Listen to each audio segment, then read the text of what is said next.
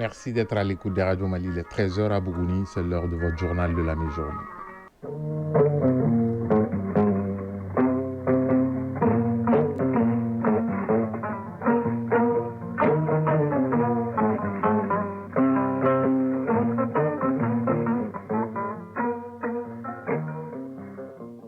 Le journal, Ousmane Daou. Mesdames et messieurs, bonjour à la une de ce 13h. La jeunesse de Bougouni déclare la guerre contre la dégradation de l'environnement. Elle se donne la main avec un forum qui avait pour thème jeunesse et protection de l'environnement, responsabilité et perspectives régionales au finish. Faire de la jeunesse le moteur de la lutte contre la dégradation de l'environnement.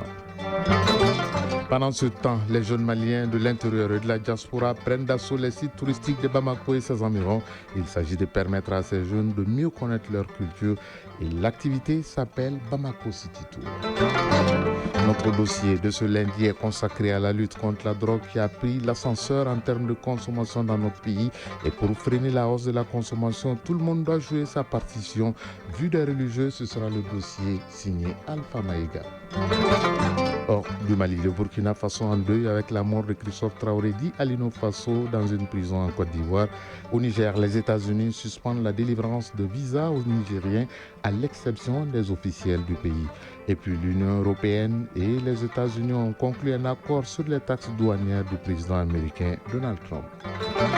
Le sport sera l'affaire de Fouti Tunkara. Avec lui, il sera question de handball, de football avec le tournoi de montée en première division de la balle au panier à Dijon 2025. Jour de match aujourd'hui pour les Aigles dames en Europe. Les Anglaises de nouveau sur le toit du football européen. Voilà pour le sommaire. Dans un instant, les détails. Mesdames et messieurs, bonjour. Lundi 28 juillet 2025. Merci d'avoir choisi Radio Mali pour vous informer. Bienvenue. Direction Bougouni, où le Conseil régional de la jeunesse de la localité s'engage dans la préservation de l'environnement. Pour ce faire, elle a organisé à Yamfoula un forum sur l'environnement, jeunesse et protection de l'environnement, responsabilité et perspectives régionales était le thème de cette première édition qui se veut un cadre d'échange sur la problématique de la protection de l'écosystème dans la 15e région. Agali Ag Agissa pour les détails. Le Conseil régional de la jeunesse de Bougouni dit non à la dégradation des terres, de la flore et de la faune. C'est à travers un forum sur l'environnement organisé dans la ville de Yonfoulila. Cette première édition vise à concevoir des stratégies pour préserver l'écosystème. Karim Djekté, président du Conseil régional de la jeunesse de Bougouni. Qui connaît la région de Bougouni, c'est une région qui est vastement riche en ressources naturelles. Aujourd'hui, cet environnement est en train vraiment de se dégrader de plus en plus par nous les jeunes même, avec d'autres investisseurs qui sont venus d'ailleurs et chez nous ici. Et nous avons constaté que nous les jeunes, vraiment nous avons un grand rôle à jouer. Général de brigade Ousmane Wile, gouverneur de la région de Bougouni. Notre région abrite plusieurs forêts classées qui sont pour la plupart attaquées par les orpailleurs, dont certains utilisent même des grosses machines en causant d'énormes dégâts à l'environnement. Face à ces défis, il est urgent de mettre en place un cadre de concertation multi-acteurs dans la logique d'une gestion durable et pacifique autour de la protection et de la conservation de l'environnement. Cette rencontre qui a réuni des jeunes venus d'autres régions est donc opportune pour trouver des solutions idoines. C'est pourquoi des acteurs conscients de la menace s'engagent dans le combat. Daouda Djekté, parrain. Le présent forum contribue non seulement à sensibiliser, mais aussi à faire une prise de conscience de l'état des lieux. Amisen Sissogo, marraine. Je suis tout le temps sur le terrain. Que la jeunesse et moi, nous nous donnons la main et travailler et protéger l'environnement. Quant au président du Conseil national de la jeunesse, Souri Ibrahim Sissé, il dira que ce cadre est une école avant d'inviter ses camarades à proposer des solutions durables pour protéger notre cadre de vie. Les thèmes jeunesse et protection de l'environnement, responsabilité et perspective régionale n'est pas un choix fortuit. Doumbia Mariam Tangara, ministre de l'Environnement, de l'Assainissement et du Développement durable. Le thème retenu est à la fois pertinent, stratégique et mobilisateur. Il nous interpelle toutes et tous, mais s'adresse surtout à vous. Abdul Kassim Ibrahim Fomba, ministre de la Jeunesse, des Sports, chargé de l'instruction civique et de la construction citoyenne. Les jeunes ont compris qu'aujourd'hui, dans le cadre de l'environnement, il est important qu'ils posent des actes. Et cela, c'est dans l'intérêt de notre pays, mais dans l'intérêt du futur. Parce qu'on entretient l'environnement pas pour soi-même, mais pour toutes les autres générations à venir. Une plantation d'arbres dans la cour du groupe scolaire de Ganadougou et la visite aux autorités traditionnelles ont marqué également cette visite des ministres à Yamfoulila. Yamfoulila, Agali Agissa, Djibril Bagayogo pour le RTM. Si à Bougouni, 15e région, les jeunes se donnent la main pour un meilleur cadre de vie. Ici, à Bamako, dans la capitale, d'autres sont à la découverte du riche patrimoine culturel de notre pays, notamment la capitale Bamako et ses environs, et ce jusqu'au 28 septembre prochain. Et l'initiative, c'est Bamako City Tour, initiée par le ministère en charge de la culture. Ce week-end, le cap a été mis sur le musée des armées, le lac de Lassa et le parc des Sofas à Dorodmani, en passant par plusieurs monuments de la capitale. Mariam Koulibaly était de la visite. Devant le parc national, les visiteurs embarquent pour quelques heures de découverte de l'histoire et de la culture du Mali. Au programme 2 circuits, l'un qui s'achemine au lac de Lassa et l'autre à Dorodmani au parc des Sofas. Sidi Keita, directeur général de l'agence de promotion touristique du Mali. Le City Tour, c'est pour permettre davantage aux Maliens de découvrir leur pays. C'est un programme de promotion du tourisme interne qui vise à long terme à réduire la dépendance du tourisme malien au flux du tourisme récepteur. Avant les destinations finales, les visiteurs du jour passent par le monument dédié aux héros de l'armée noire, érigé en 1924 en France et transporté ensuite au Mali. Puis le musée de Bamako avec ses anciennes photos et représentations des animaux. Et l'impressionnant monument du 22 septembre 1960, connu sous le nom monument de l'indépendance. Le cap est ensuite mis sur le musée des armées où l'on découvre l'évolution de l'armée malienne. Sur place, les visiteurs sont accueillis sous le rythme de la fanfare. Colonel-major Yacouba Traoré, directeur du musée des armées. Nous avons tout fait pour que cet événement soit un succès et nous avons été appuyés et aidés par le ministre de la Défense et des anciens combattants. Donc pour l'instant, ça se passe très bien. Et pour agrémenter en tout cas cette visite, les enfants aiment beaucoup la fanfare. Bintou Alexandra Diara, visiteuse. On passe tous devant ces monuments-là, ce musée-là dont je ne savais même pas l'existence. On n'a jamais connu l'histoire de ces monuments-là. Et aujourd'hui, je pense que c'est une opportunité pour moi d'avoir écouté tout ce qui s'était dit par rapport à ces monuments, par rapport au musée, par rapport à ce qu'il y a dans le musée. Les circuits se terminent respectivement à Dorodmani, au parc dédié aux combattants de Alimami Samori Touré. Ici, on retrouve un sofa sur un cheval cabré. L'autre destination finale est le lac de Lassa qui propose une véritable immersion culturelle et écologique avec en toile de fond l'art, la verdure et les jeux traditionnels. Rabiatou Noura Traoré, visiteuse. Ça permet d'en apprendre plus sur le Mali, sur les cultures maliennes. Mohamed Lamine Aïdra, français d'origine malienne. Les vacances, je viens que pour ça en fait. Je viens que pour City Tour. Tellement j'aime bien City Tour, j'aime bien découvrir aussi mon pays d'origine, j'aime bien découvrir les monuments. D'autres circuits suivront, c'est là jusqu'au 28 septembre. 13h08 à Kona, région de Mopti. L'actualité hors du Mali. L'activiste burkinabé Alain Christophe Traoré, connu sous le nom de Alino Faso, est mort le 24 juillet dernier dans sa cellule de l'école de gendarmerie d'Abidjan où il avait été détenu depuis janvier. Âgé de 44 ans, il avait été arrêté pour intelligence avec des agents d'un État étranger, complot contre l'autorité de l'État et diffusion des fausses informations de nature à démoraliser la population. Selon le communiqué du procureur de la République d'Abidjan paru hier, la thèse du suicide par pendaison a été retenue par le médecin légiste. Au Niger, l'ambassade américaine à Niamey a suspendu jusqu'à nouvel ordre la délivrance de visas aux Nigériens. Seuls les visas diplomatiques et officiels seront délivrés. Washington justifie cette mesure par des préoccupations non résolues avec le gouvernement nigérien et un taux élevé de dépassement de séjour pour les visiteurs nigériens et les étudiants. Cette suspension intervient aussi dans un contexte de tensions croissantes entre les deux pays, notamment depuis le retrait des troupes américaines du Niger il y a près d'un an. En République démocratique du Congo, une attaque à Komanda, en Ituri, dans une église, a tué 40 civils et fait 15 blessés dans la nuit du samedi au dimanche. Les victimes ont été tuées par balle ou à la manchette à l'intérieur de l'église. Dans un communiqué, la MONUSCO, la mission de l'ONU à RDC, a condamné ces attaques et appelle les belligérants à déposer les armes. L'Union européenne et les États-Unis d'Amérique ont conclu un accord commercial sur le droit de douane du président américain Donald Trump. L'accord fixe une taxe de 15% sur les produits européens exportés vers les États-Unis, bien inférieure aux 30% initialement brandis par Donald Trump. En échange, l'Union européenne s'engage à investir, tenez-vous bien, 750 milliards sur 3 ans de dollars, bien entendu, dans l'économie américaine. Des droits de douane réciproques seront également levés sur certains produits stratégiques comme les équipements aéronautiques ou les semi-conducteurs. Place à présent à notre dossier de ce 13h. La consommation de la drogue a pris l'ascenseur dans notre pays depuis un certain temps. Et face à cette situation, les leaders religieux peuvent également contribuer à renforcer la sensibilisation pour un changement de comportement. Comment Alpha Maïga. Il fait nuit au cœur de Bamako, la capitale, dans toutes ses couleurs et ses bruits. Au lever du soleil, rendons-nous direction une gare de transport. Il est en train de fumer de la drogue.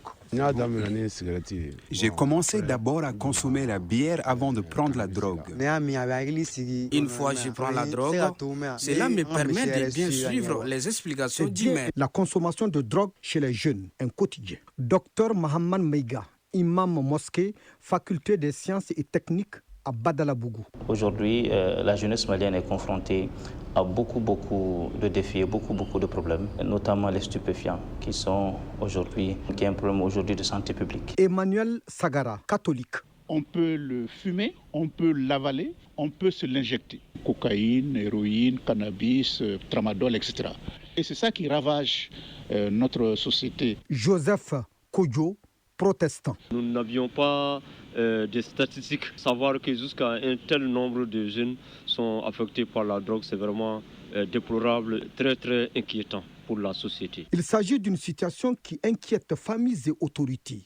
Beaucoup commencent très tôt, souvent influencés par les amis, le chômage ou le manque de perspective. Joseph Kodjo. Nous devons les écouter, analyser la situation, leur montrer l'amour, donner ces messages d'espoir qu'il y a toujours une porte de sortie. Emmanuel Sagara. Il faut voir ceux qui ne consomment pas, il faut un message à eux d'abord.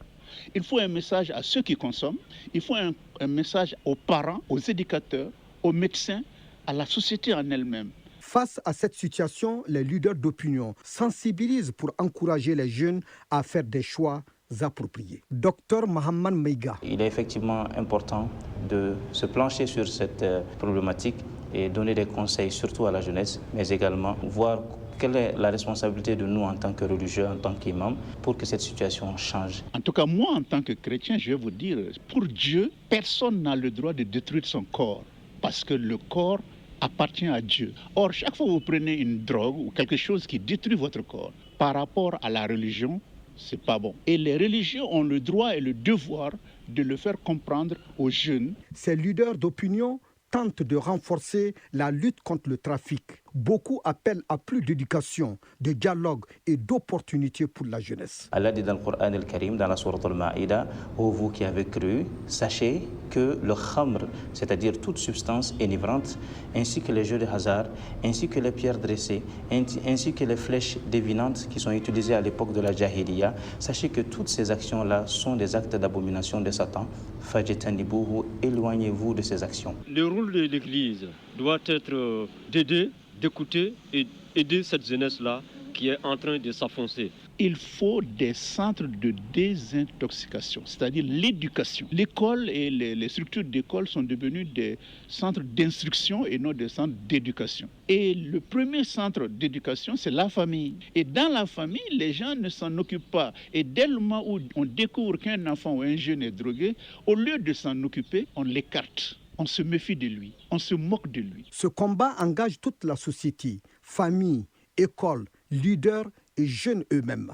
Ensemble, il est possible d'offrir un avenir meilleur, loin de la dépendance de la drogue. Jésus vous aime et cet amour qu'il a montré sur la croix est toujours valable. Saisissez cette main tendue de Jésus, il vous aidera à sortir de la drogue et de toute addiction. Mon frère, ma soeur, ne suis pas ceux qui t'invitent à consommer ces stupéfiants. Sache que demain est grand pour toi et aie confiance en toi, aie confiance en ce qu'Allah te réserve demain. Il faut que les jeunes comprennent que le plaisir dure 1 minute, mais le mal dure toute la vie. En attendant, le sujet inspire les artistes.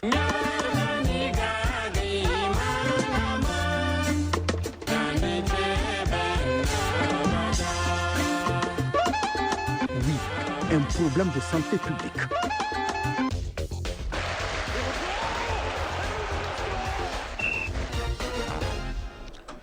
Tout à fait, Alpha Maïga, un problème de santé publique, mais là où c'est totalement interdit toute substance de drogue, c'est dans le sport. C'est pour vous dire que nous accueillons Fotiki Tunkara pour la page sportive de ce journal. Bonjour Fotiki. Bonjour Ousmane, bonjour à tous. Direction Abidjan avec l'Afro-Basket. Le Mali joue ce soir, mais avant cette sortie de nos Aigles d'Âme face au Cameroun, les rencontres ont déjà commencé. Oui, absolument. Au compte donc de la 3e et dernière journée des poules ce soir, le Mali va donc affronter le Cameroun. Le coup d'envoi est donc prévu à 21h. Ce sera donc au Palais des Sports de Treichville à Abidjan. Match décisif donc pour la qualification directe en quart de finale, puisqu'en cas de victoire, la 10e d'affilée, les Aigles basketteuses du Mali se qualifieront directement pour les quarts de finale. Idem pour le Cameroun aussi. Voilà donc qui explique les âgés de cette ultime rencontre du groupe B. Le reste du programme prévoit Ouganda-Sénégal, présentement donc en cours. Alors, nous jouons donc le 3e quart-temps et c'est pratiquement l'Ouganda qui, pour l'instant, est donc en train de surprendre le Sénégal. C'est l'Ouganda qui mène donc par 39-32. C'est bien face au Sénégal. Alors, le Mozambique jouera contre le Nigeria à partir de 15h et à 18h, on aura Angola, Côte d'Ivoire. Hier, au compte de la 10e journée, le Soudan du Sud a courbé l'échine devant le Cameroun 63-70. Le Rwanda s'est incliné devant le Mozambique 55-72. La Guinée-Conakry a perdu contre l'Ouganda 51-88. L'Égypte a gagné contre l'Angola 70-54. Je rappelle que seuls les premiers du groupe se qualifieront directement pour les quarts de finale. Les 2e et les 3e vont donc devoir passer par les barrages éliminatoires. On va souhaiter bonne chance aux Aigles d'Âme, même si ça a été laborieux et difficile contre le Soudan du Sud. Très laborieux et il va falloir réellement que l'équipe hausse un peu le niveau de son jeu pour certainement tirer les honneurs de la rencontre face au Cameroun. Le Cameroun qu'on a vu hier face au Soudan du Sud, c'est vrai, nous on a tellement peiné, on a tellement souffert face à cette équipe du Soudan du Sud, mais ça peut aussi s'expliquer peut-être par la fatigue, parce que c'est une équipe qui vient donc de jouer 2 jours de suite, alors que lors de la première journée, le Cameroun n'avait pas joué, était laissé au repos. Et le Mali aussi, on va certainement espérer que l'équipe va profiter du jour de repos observé hier. D'un sport de main à un autre et au plan national, l'actualité, c'est bien sûr le championnat national de handball qui bat son plein au stade du 26 mars. Voilà, 3 rencontres sont donc au programme aujourd'hui et sur ces 3 rencontres que nous propose le programme, c'est lundi. Le premier résultat est déjà tombé. L'AS Biton de Ségou domine le club de Mopti 23-18. Le programme se poursuit dans l'après-midi avec les 2 derniers matchs du jour. À 15h, l'histoire sera aux prises avec Mamaïra Assedekati et à 16h30, la commune 6 en découdra avec l'AS Police. Toutes ces rencontres se jouent dans la salle Abdallah Mohamed Aïdra du stade du 26 mars d'Irimadio qui abrite cette compétition. Si la bataille fait toujours rage dans les 2 poules chez les hommes, chez les dames, la compétition est déjà arrivée au stade du Caridas. Chez les hommes, hier, Mamaïra AC est tombé devant la commune 6 22-37. Sony AC de Gao l'a emporté devant le centre Maïga de la base 30-29. Chez les dames, le centre Omnisport de Missabougou, COM, s'est incliné devant le Sigdekai 25-29. Fotiki Tunkara, on va changer de discipline, cette fois-ci pour parler football, avec le tournoi de montée en première division, qui est dans le groupe B. On aura le verdict cet après-midi à l'issue de la 3e journée, tandis que dans le groupe A, on jouera la 4e et avant-dernière journée. Et tout compte fait, le suspense règne pour l'instant d'un côté comme de l'autre. Ce suspense sera-t-il brisé ou pas cet après-midi dans les deux poules? Pas si sûr dans le groupe A qui jouera sa 4e et avant-dernière journée. Au stade de Mamadou Konaté à 16h, Derby Academy de Bamako sera face au FC Balazan de Ségou. Au même moment, au stade Wezen Koulibaly, l'AS LUJ de Kidal sera opposé à Tombouctou Football Club. ATS de Koro est exempté de cette 4e journée. Au classement dans ce groupe A, Derby Academy de Bamako occupe la première place avec 6 points plus 7 devant ATS de Koro, 6 points plus 5. Le FC Balazan 3e avec 4 points et suivi de l'AS LUJ 1 point et Tombouctou Football Club 0 points. La 5e et dernière journée dans ce groupe est prévue jeudi. Le groupe B connaîtra son épilogue ce soir à l'issue de la 3e et dernière journée. Au stade de Mamadou Konaté à 18h15, l'AS Douane de Sikasso affrontera l'AS Kaye. À la même heure, au stade Wezen Koulibaly, le FC Malkoura jouera contre Sony AC de Gao dans ce qu'on peut qualifier de finale dans ce groupe, puisque le vainqueur validera tout simplement son ticket pour la montée en Ligue 1 malienne de football. Malheur donc au vaincu. Au classement dans ce groupe B, avant cette ultime journée, Sony AC de Gao est en tête avec 4 points plus 2 devant les FC Malkoura 4 points plus 1. Ils sont donc suivis de l'AS Douane de Sikasso 1 point moins 1 et l'AS Kaye 1 point moins 2. Vous parliez tout à l'heure de vaincu, Fotiki Tunkara. Eh bien, le vaincu du championnat d'Europe de football féminin a été la Roi espagnole qui a plié devant justement les championnes en titre, les Anglaises qui récidivent de nouveau. Oui, absolument. Une équipe espagnole quand même qui était pressentie comme largement favorite dans cette rencontre, mais malheureusement pour elle, elle a donc été surprise par une équipe déterminée de l'Angleterre, vainqueur donc de l'Espagne. L'Angleterre remporte l'Euro féminin pour la 2e fois consécutive tenante du titre. Les Anglaises ont conservé leur couronne européenne en battant les Espagnols 3-1 au tir au but au terme du temps réglementaire et des prolongations. Les scores étaient d'un but partout. Dans un remake de la finale de la dernière Coupe du Monde en 2023 en Australie, remportée 1-0 par l'Espagne, l'Angleterre, championne d'Europe en titre, s'est donc vengée de la championne du monde en titre. Parlant toujours de football féminin, la CAN Maroc 2025 a donc été remportée samedi par le Nigeria qui a donc renversé le Maroc 3-2.